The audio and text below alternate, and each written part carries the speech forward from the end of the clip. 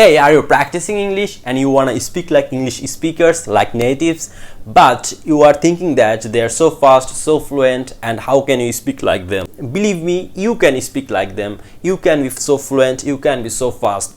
You just need to know the way they do. In this video, I will give you the tricks and the way, and if you follow the way, you will be fluent and you will be so fast in English. Stuck with this video till to the end and you will learn lots of things from this video. For example, how do you? For example, in a sentence, how do you do? A sentence টা native উচ্চারণ করবে এইভাবে, how do you do? How do you do? So আমরা কিভাবে বললাম how do you do? তারা কিভাবে বললো how do you do? আমরা যদি বাংলা एग्जांपल ধরি যে দুইটার মধ্যে আমার সাথে তুমি দেখা করবা। এই যে দুইটার মধ্যে আমরা যখন বলি দুইটার মধ্যেটা হয়ে যায় দুইটার মধ্যে। তো দুইটার মধ্যে বলতে কোনো ওয়ার্ড বাংলা ডিকশনারিতে নাই, কিন্তু আমরা এটাকে আমাদের ইংলিশ স্পিকটাকে এটা আমাদের বাংলা স্পিচটাকে আমরা স্মুথ আর শর্ট করার জন্য মধ্যে করে ফেলেছি। সো আমরা কি জানতে পারলাম যে আমরা সেন্টেন্সের মাঝখানে যদি আমরা গ্যাপ থাকে, গ্যাপগুলোকে আমরা অ্যাটাচ করে ফেলতে পারি। এই গ্যাপগুলোকে অ্যাটাচ করে ফেললে আমাদের স্পিকিং ইংলিশে একটা অন্য মাত্রা যোগ হয়ে যাবে। How do you do? How do you do? It's something closer like the natives, right? How do you do? How do you do? তো এই লেভেলের যতগুলো ওয়ার্ড আছে আমরা এইগুলোকে কানেক্ট করে বলার প্র্যাকটিস করব। যখন আমরা স্পিক আউট করব, যখন আমরা প্র্যাকটিস করব, তখন আমরা এই ওয়ার্ডগুলোকে আলাদা আলাদাভাবে বলবো না, আমরা এগুলোকে অ্যাটাচ করার চেষ্টা করব। এটা আমাদের নিজস্ব সুবিধার কারণে। The next phrase is I am going to. In a sentence I am going to do for shopping. So যখন এই সেন্টেন্সগুলোকে তারা স্পিক আউট করে, তারা এইভাবে বলে না যে I am going to, I am going for. So এইভাবে বললে এটা টেকস লটস অফ টাইম। তারা করে কি সেন্টেন্সগুলোকে কানেক্ট করে, একটার পর একটা ওয়ার্ডগুলোকে তারা কানেক্ট করে ফেলে। আর এই কারণেই আমরা শুনি আই এম গনা। এটা হয় কি যখন তুমি বারবার বলবা, তখন তোমার স্পিচটাও এইভাবে শর্ট আর স্মুথ হয়ে যাবে। তখন তুমি যে কোনো একটা স্পিচ, যে কোনো একটা ল্যাঙ্গুয়েজ, যে কোনো একটা স্পিচ তুমি বারবার বলো, দেখবে এটা শর্ট হয়ে আসছে। তাড়াতাড়ি বলো, শর্ট হয়ে আসছে। যে I am going, এইভাবে তুমি তাড়াতাড়ি বলতে দেখো I am gonna হয়ে গেছে। I am gonna do for some shopping, I am gonna do for playing football, I am gonna watching TV, anything you want. Just start with I am gonna. Clear? Now very interesting, the word the. দার উচ্চারণটা এইভাবে হয় the. Natives are doing that, they pick a smaller word and pronounce them in a way that is easier for them. Something like that. What is the weather today? They will speak out what the weather today.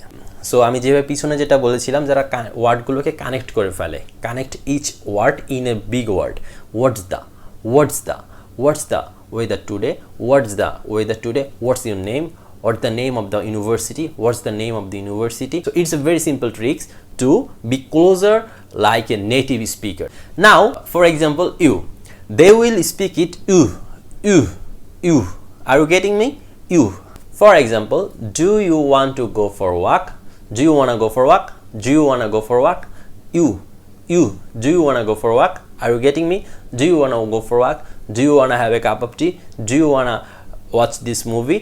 So you becomes you, not you in a sentence. Now very important, what do?